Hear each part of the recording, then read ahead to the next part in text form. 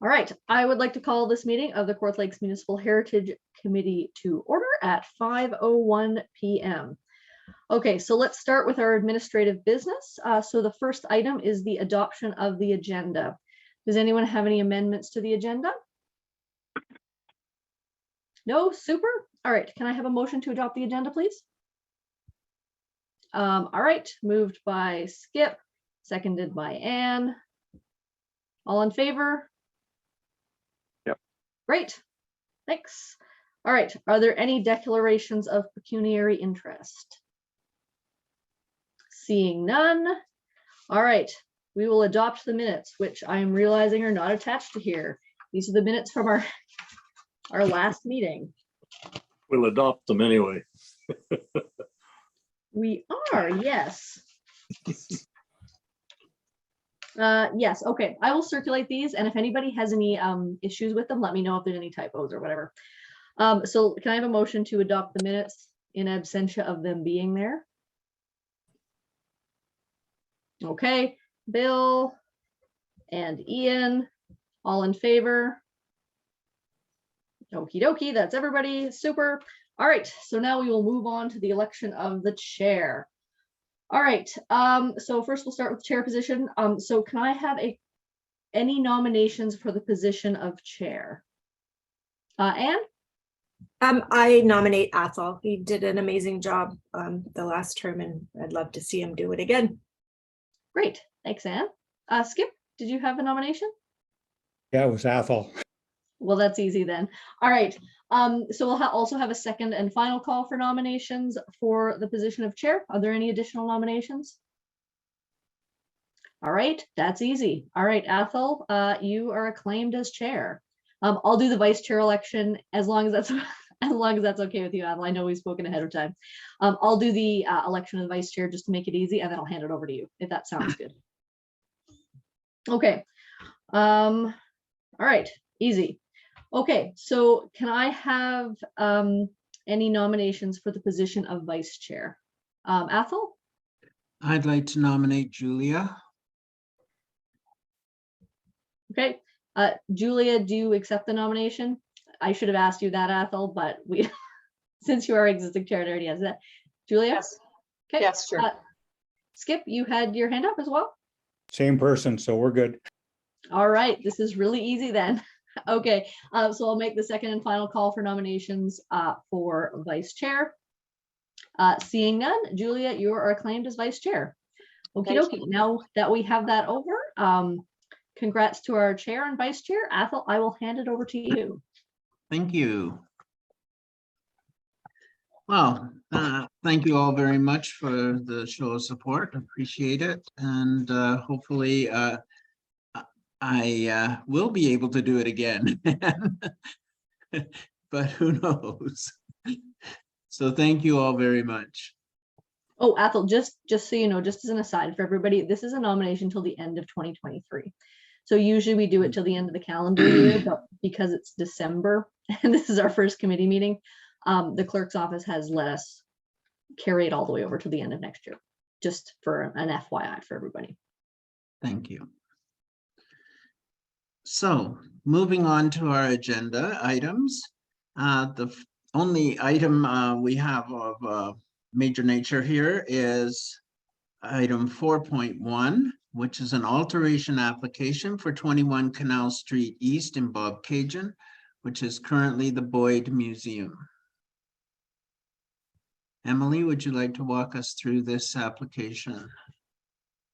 Sure, great, thanks, Athol. Okie dokie. So this is an alteration application for the Boyd.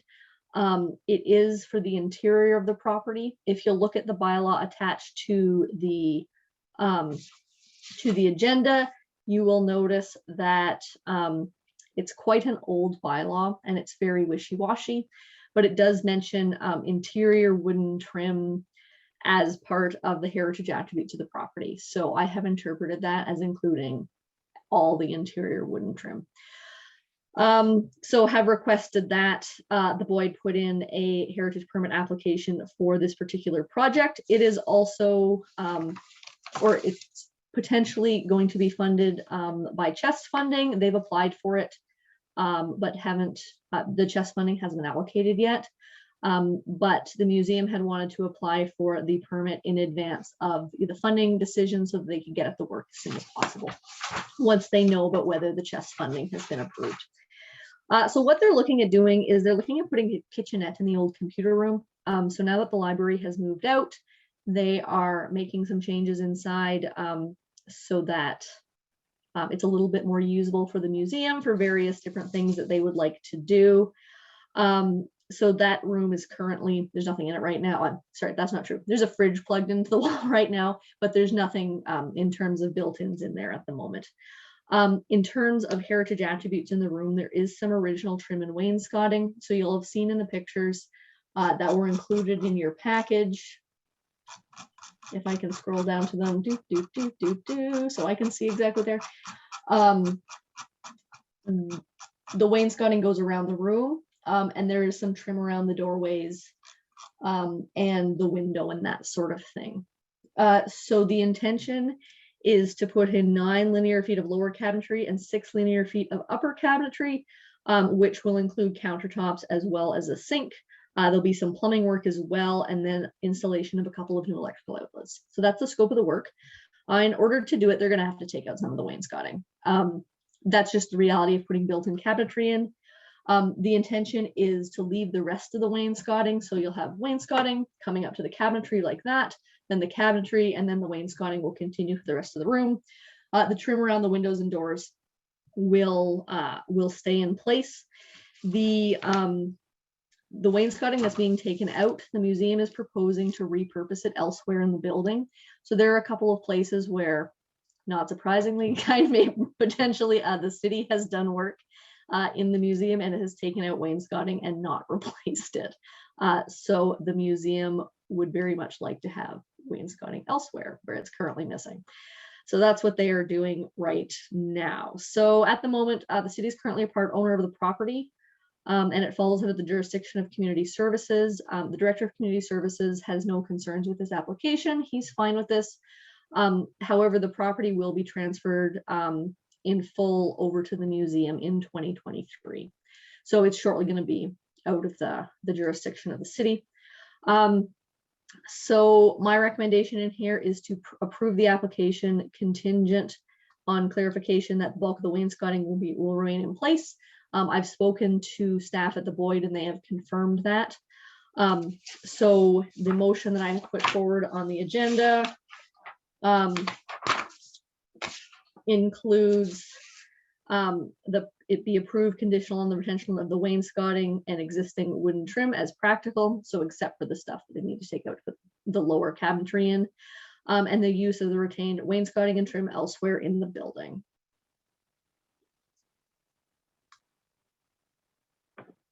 All right, are there any questions or comments regarding this alteration proposal? Anne? I have to say, I happened to be on site the day that Barb was having a quote done to have the kitchen, and there really is nowhere else for them to put it.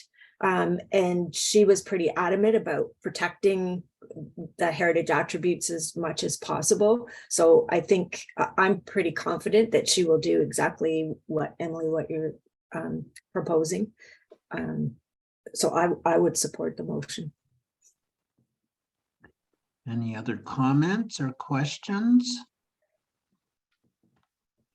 Yes, I've also been in there and had a conversation with Barb, so I think she's pretty much on our side of preserving everything that can possibly be preserved. So I don't have any concerns either. So I certainly would support it. All right, may I have someone make a motion to approve the application? I have Julia and then Ian. All those in favor? Thank you. The motion is carried. I presume you don't have any problem, Ron. I can't see any reaction. I'm good. Okay, thank you. So it's unanimous approval then. Thank you. And then we have item 4.2, which is Municipal Heritage is the same, I believe, situation. Yeah, so I don't know what's happening with the agenda here, because as I'm looking at it, eScribe managed to delete the majority of the report. So I'm just going to give you a verbal update on this one, and I will send around what the correspondence is after the meeting. I'm really not sure what happened on this one. This is the correspondence that was put together by our subcommittee, so Athol and Ian and Sandy on the Bill 23 changes. So it's the final correspondence that was included along with my comments to the provincial government with regard to the More Homes Built Faster Act, which was passed on Tuesday. Yes, I was pleased to see that some municipalities' mayors are reacting to it, even though it's been passed. So I believe there's some initiatives all going on out there to still fight this thing, even though it's been passed. I know the mayor of Newmarket, and he sent me a copy of his letter that came after the bill was passed, but it seems to have been passed pretty speedily after the response deadline. So it would lead one to believe that the responses made were never read. So because it was so immediate after the end date for correspondence to come in. And I saw another article from Peterborough about other ramifications of the act beyond just heritage. And Julia was kind enough to pass around to everybody the articles she read and I guess the petitions that were available, and I hope we all signed those. Ian, you had your hand up? Yeah, I think you've already answered my question. I was just going to ask if you and or Emily had seen any other examples of letters that were submitted and whether they said the same things. Emily? Yes, yes, and yes. Pretty much they all said the same things. Most municipalities that I know of that submitted stuff, so most larger municipalities certainly submitted things. They said exactly the same thing that we said in our correspondence.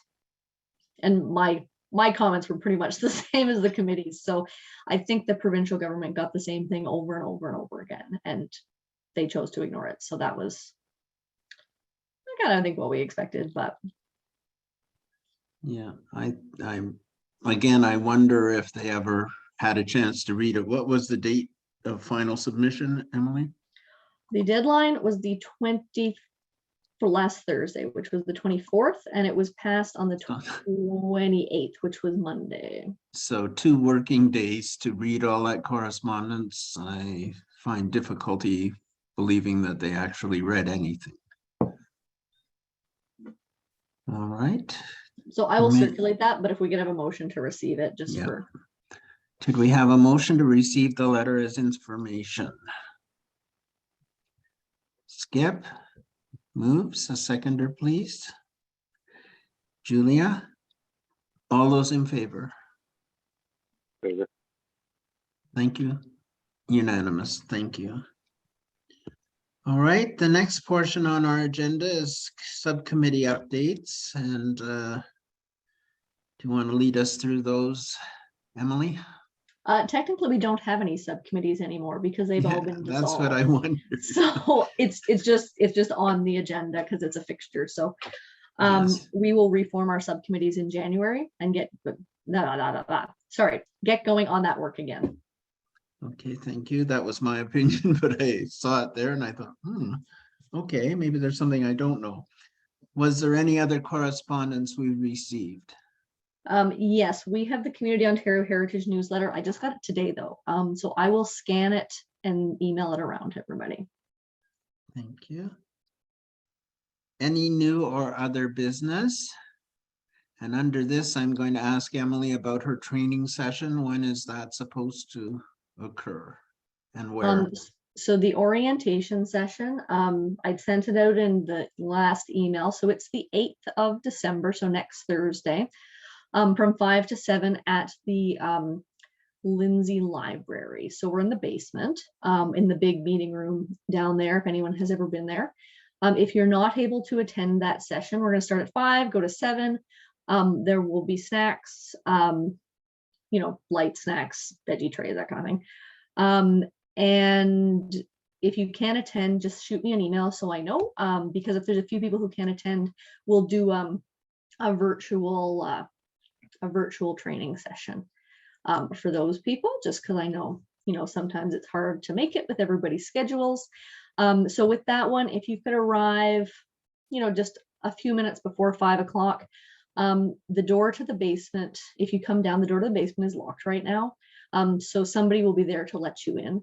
But if you get to the door and you don't see anybody, just knock and someone will come and open it for you. But it's, yeah, that's where we'll be. So we'll all be down there. It'll be pretty casual. Everyone, because there's people here who have been on the committee for a couple of years who've never met each other in person, which is always fun. And then we also have our new members, so that'll be great. So everybody can meet.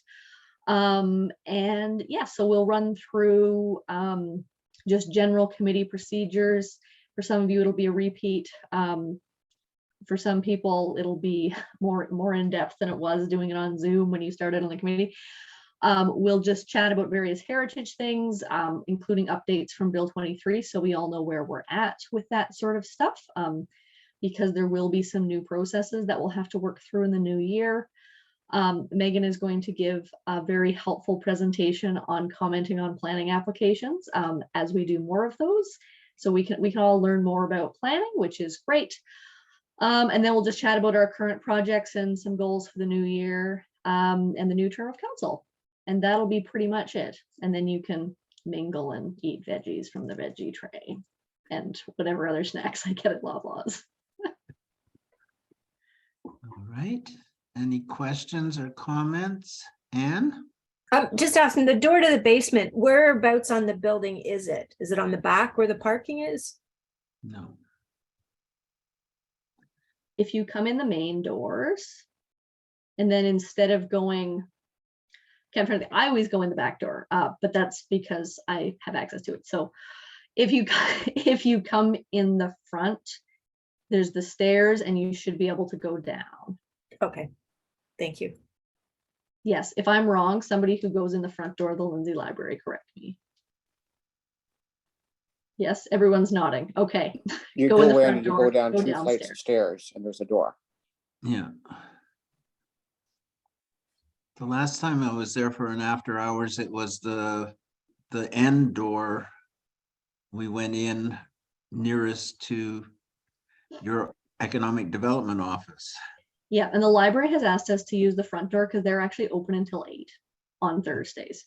So the library main door is open. So that just makes it a little bit easier because I'll be able to see you if you're at the door and you're locked out. All right, thank you. Any other questions? Well, there being no new or other business, other than I would like to wish you all a very, very Merry Christmas, and I hope to see you all in person for the first time for some of you at this orientation meeting. Now, our next meeting, official meeting of the committee is in January. Yes, it's January 12th and we are in council chambers. Holy smokes. So it'll be at 5 o'clock on January 12th in council chambers. We're continuing to do a hybrid meeting format so that people who aren't able or who would prefer to be on Zoom can do so. So just if you are going to be on Zoom for the next meeting, just shoot me an email ahead of time. I'll remind everyone when I send out the agenda. But then I know who we're expecting where and when. And yeah, so that's great. I got the go ahead to do that yesterday. So we're in person for the new term of council. So good news.